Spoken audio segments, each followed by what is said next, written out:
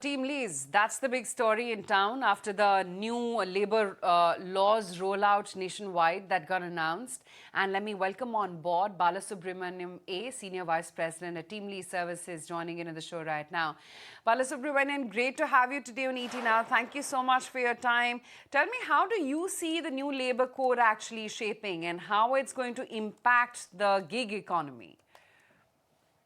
Yeah, I think it's going to give a lot of legitimacy to the gig economy because at this point in time, they are neither here nor there, right? You cannot really call them formal workers, and they are not informal either, in the sense that while their payouts are happening directly to their accounts, but they're not really under the purview of any kind of social security. So before we look at what exactly is in store for them, it's important for us to also look at why labor code is even relevant and important in the first place on the whole. So if you look at it, we hardly have about 15% of our workforce as formal workers, which is roughly about 8 crore people out of the 55 crore people who are participating in our workforce are formal workers, who are under the broad ambit of social security, in the sense they get a combination of health, life cover, and retirement benefits.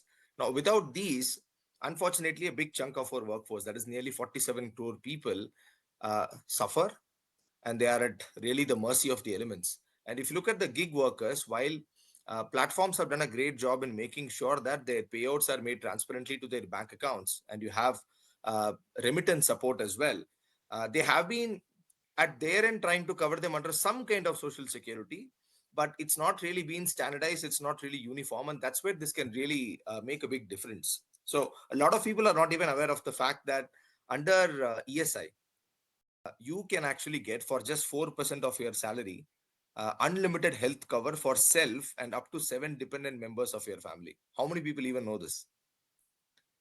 Hmm. And that's just for 4%.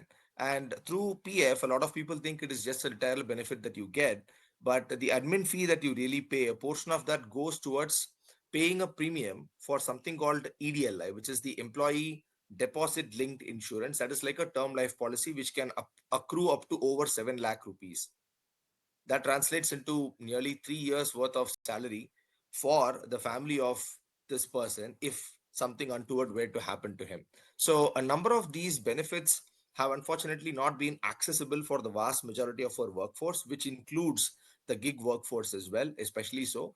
And if that can actually be made accessible to them by way of these labor codes, then they're nothing like it. It's a win-win situation for everyone. Hi, Balasubramanian. This is Harsh here. Let me try and take a step back here. Does the new labor code materially make life easier in terms of compliance burden for businesses? Give us a sense of that. It certainly does, because about 29 or so labor laws have now been rolled up into just four labor codes, and it's been made much more uniform and accessible. Now, earlier, the problem really is that, especially for the SMB section in India, they don't really have the muscle to be able to comply with all of these things, and it actually pulls them down. So, unfortunately, in the current ecosystem, there is an incentive for informality. And these labor codes have made it simplified, they've made them digitalized, and they'll be much more accessible for both employers and employees. So essentially, cost may not necessarily go up, apples to apples, but the overhead because of compliance burden will come down significantly, especially for the MSME sector, because of which it's going to be a win-win situation for both employers and employees here. So, Subramanian, do you expect any short term disruption in flexible or contract staffing because of this transition that's going to happen with the new laws? I don't really see any disruption happening. See, it's just that every time there is a change, there is an inherent resistance to change because of uncertainty, because of maybe lack of understanding. But I think we are living in the age of information. Those things can be solved for very easily. The government has announced that within a week's time, they'll come out with the specifics of each of these labor codes as well. So that is a short term uncertainty, but that can be taken care of, with adequate information, which I'm sure is just on the corner. So I don't really see any disruption happening. If anything, it's only going to be a positive uptick for the formal economy as a whole, right? So just to put some numbers in perspective, we hardly had about 4 to 5 crore people in the formal workforce in India pre-COVID. That number has doubled now without the labor being implemented. Now, with labor codes being there, there's going to be a significant uptick. And any misses with regard to the code that you're reading? Any misses? Any clarifications? Any ambiguity which needs resolution? I'm sure there's plenty of ambiguity, but any major ones, any big ones which really stand out? Yeah. Yeah, this is one few, since we are talking about the gig workforce over here, the government has said that 1 to 2% of the top line, capped to 5% of the total payouts due to the gig workers, would be contributed towards their social security benefits. Now, what exactly will this amount be used for, and what is the benefit precisely that they'll be getting, is something where there is still a little bit of ambiguity. I'm sure it's all for the good, but the specifics would be nice to have on the tables. For example, we have absolute certainty and clarity with respect to what you get through programs like PF, ESI, and all of these other benefits that the government offers for the current set of both permanent and contract workers in India. For gig workers, that is still a bit open. If we could, we are really looking forward to getting more clarity around it. How does this directly impact Teamlease? Your stock is up 9.5%. Give us your take with regard, and I'm not asking you to comment on the stock increase, but how does it impact your company? Why this kind of positivity? Just trying to get a sense. Yeah, see, I think we don't really look at how the share price goes up and down on a daily basis, right? So we've seen how reactive the markets can be to things like these. I mean, we'll just park the share price movement aside for a moment.